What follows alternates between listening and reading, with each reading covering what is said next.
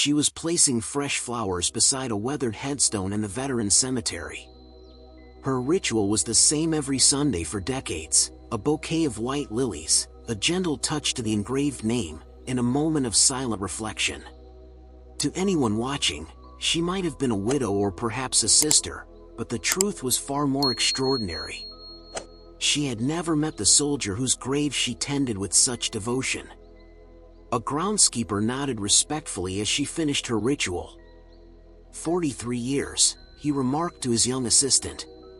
Every Sunday, rain or shine. Never misses. As the elderly woman made her way slowly back to her car, a young family visiting a nearby grave watched her with curiosity. Why would she come if she didn't know him? The child asked.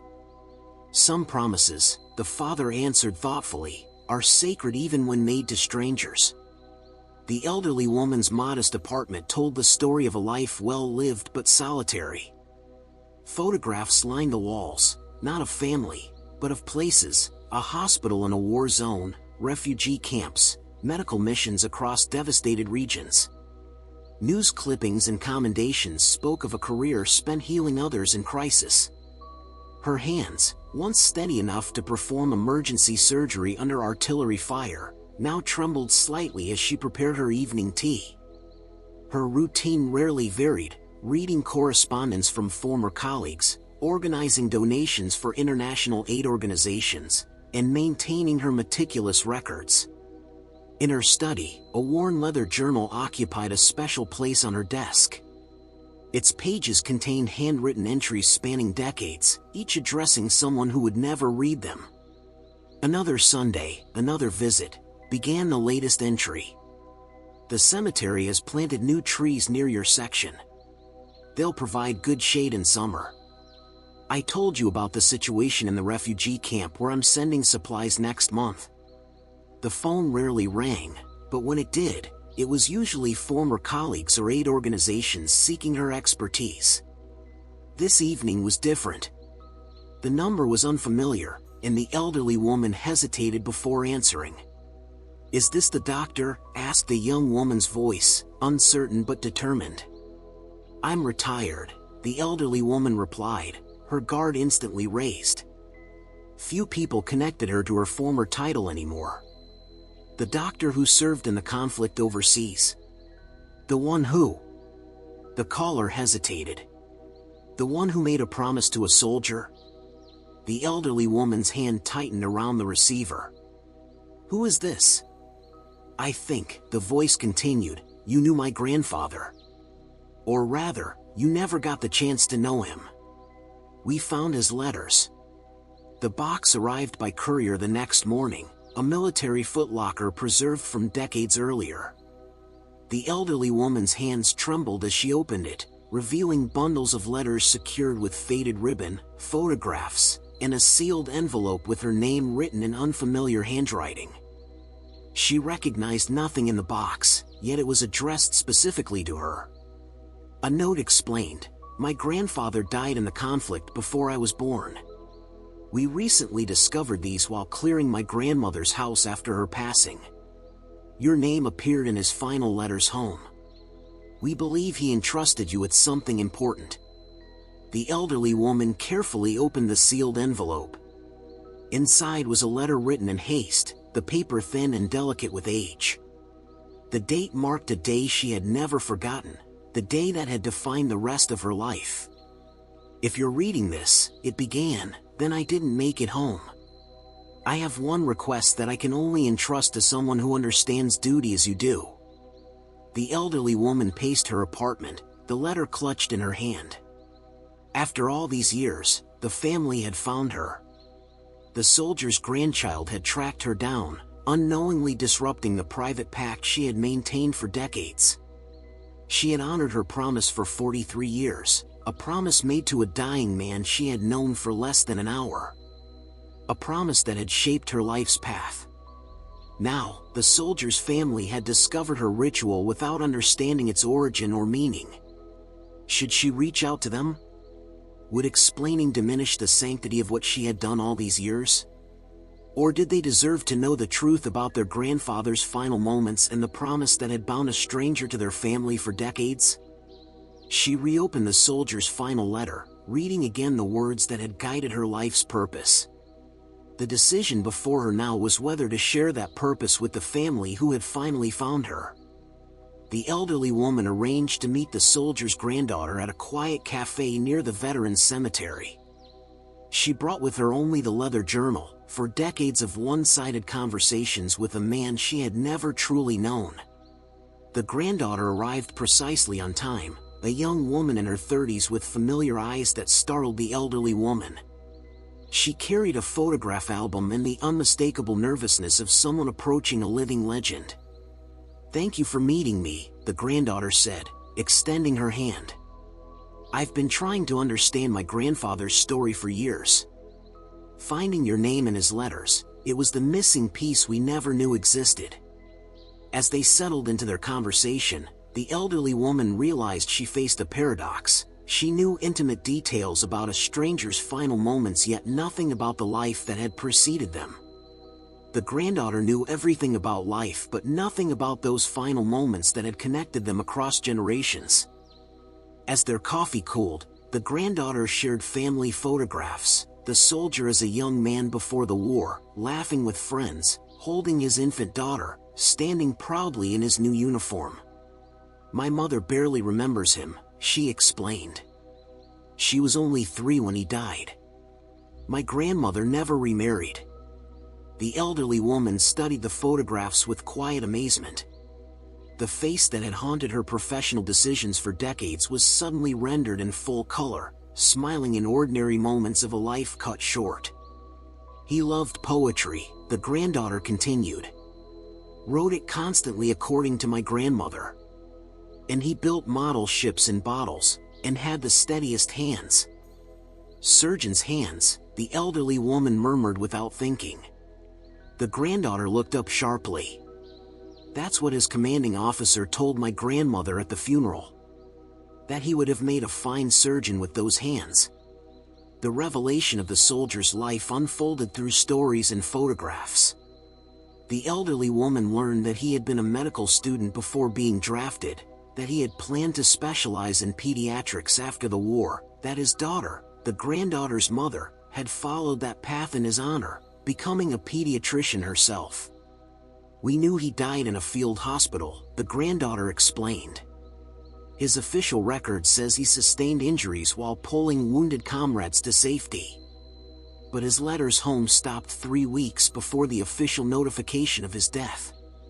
The elderly woman nodded slowly. The mail was irregular in the combat zones. Letters often arrived out of sequence. His final letter to my grandmother mentioned meeting a female doctor, unusual for that time and place. He wrote that she reminded him of why he wanted to practice medicine. The granddaughter hesitated. "That was you, wasn't it?" "I was the only female surgeon in that sector," the elderly woman confirmed. "We were desperately understaffed during the offensive."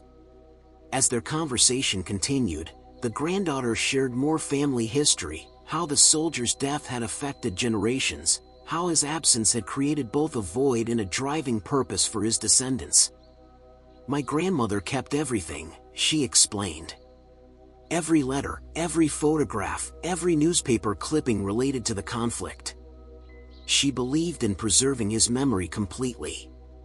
"She sounds like a remarkable woman," the elderly woman offered. She was. But she never visited his grave. Couldn't bring herself to see his name carved in stone. The granddaughter paused. "That's why finding out about you was so extraordinary. All these years, someone was visiting him when his own family couldn't." The conversation shifted as the granddaughter finally asked the question that had brought them together. "What promise did you make to my grandfather?" "His last letter to my grandmother mentioned entrusting something important to a doctor, but he never explained what." The elderly woman opened her journal to the first entry, dated 43 years earlier. "Perhaps it's better if I show you how it began."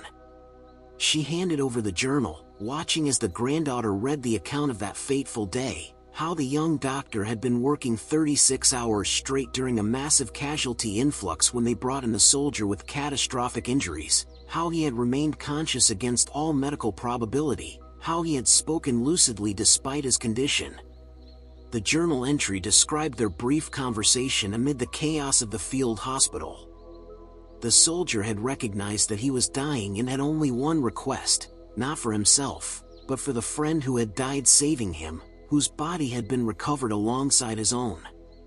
His friend had no family, the elderly woman explained as the granddaughter read. No one remembers him. Your grandfather was worried his friend's sacrifice would go unnoticed, that his grave would stand untended, his memory erased by time. The granddaughter looked up from the journal, understanding dawn. The grave you've been visiting is your grandfather's friend's grave, the elderly woman confirmed. Your grandfather made me promise to remember his friend, to ensure someone marked his passing. Promise me his sacrifice won't be forgotten, he said. Those were his last words. The revelation created an unexpected tension. The granddaughter had spent months tracking down the mysterious figure from her grandfather's letters, expecting to discover some hidden aspect of her family history. Instead, she found that the elderly woman's decades of devotion had been directed not toward her grandfather but toward a stranger connected to him. And my grandfather, she asked quietly. Did you ever visit his grave? The elderly woman shook her head slowly. Your grandmother visited him. Your mother visited him. He had people to remember him. His friend had no one. Except you, the granddaughter noted, her tone unreadable. I knew neither of them before that day, the elderly woman admitted. But in those final moments, your grandfather revealed a compassion that changed my understanding of duty. He used his last breath not to send messages to his loved ones, but to secure a legacy for someone who had saved him. The granddaughter was silent, processing this unexpected twist in her family's narrative. The story she had constructed, of a special connection between her grandfather and this mysterious doctor, had been partially dismantled. So all these years, she finally said, you've been keeping a promise to a man you barely knew, visiting the grave of someone whose name you learned secondhand. Yes. Why? Why maintain such a commitment to strangers for decades? The elderly woman closed the journal, suddenly aware of how her devotion might appear from the outside, obsessive, perhaps even unhealthy. She had built much of her life around this promise, channeling her medical career toward crisis zones, remaining untethered to allow for mobility, keeping the vigil that had started as obligation and transformed into purpose. Your grandfather died saving others, she explained. His friend died saving him. In that moment, I understood that my survival carried its own obligation. She paused. I had been planning to leave medicine after my deployment. The horrors we witnessed daily, I was burning out. But your grandfather's final act of compassion reminded me why healing matters. The granddaughter's expression remained guarded. So my grandfather became some kind of symbol to you? And this promise, this ritual, became your way of processing your own trauma? The elderly woman felt the weight of judgment in the question. Had she romanticized a dying man's request? Had her decades of devotion been more about her own need for meaning than about honoring his wish? Perhaps, she acknowledged. We find purpose where we can in chaos. The uncomfortable silence stretched between them. The elderly woman realized that in the granddaughter's eyes, she might appear as an eccentric who had attached herself inappropriately to a family tragedy, a stranger who had claimed a connection to their history without right or invitation. I should go, the elderly woman said finally, gathering her journal. I apologize if my involvement has complicated your understanding of your grandfather. That was never my intention. Alone in her apartment that evening, the elderly woman faced doubts that had lain dormant for decades. Had she misunderstood her purpose all these years? Had her ritual become a substitute for the connections she had sacrificed in her devotion to crisis medicine? She reread entries from her journal, yearly reflections addressed to a soldier she had known only in death. She had recorded global events, medical breakthroughs, changes in the world he had left behind. She had documented her own career, the lives she had saved, the places she had served. Through it all ran the implicit question, had she honored his sacrifice through her own choices? The phone rang, interrupting her reflection. It was the granddaughter. "I found something," she said without preamble. "In my grandfather's effects. I think you should see it." They met again 2 days later, this time at the elderly woman's apartment.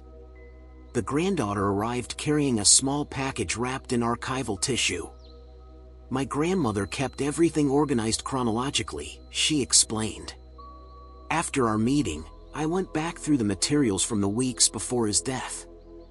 I found this misfiled with some of his training documents."